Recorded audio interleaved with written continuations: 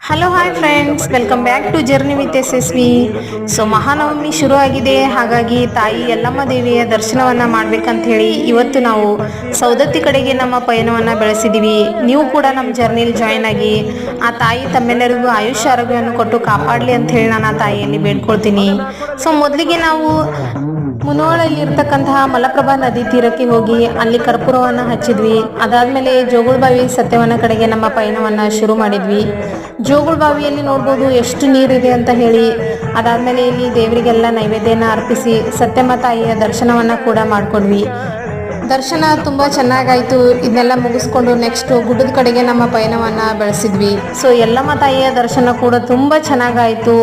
So ಇಲ್ಲಿ ಎಲ್ಲ ದರ್ಶನವನ್ನು ಮುಗಿಸ್ಕೊಂಡು ನೆಕ್ಸ್ಟ್ ನಾವು ನವಿಲ್ ತೀರ್ಥಕ್ಕೆ ಹೋಗಿ ಊಟವನ್ನು ಮಾಡಿಕೊಂಡು ಮನೆಗೆ ರಿಟರ್ನ್ ಆದ್ವಿ. Thanks for watching.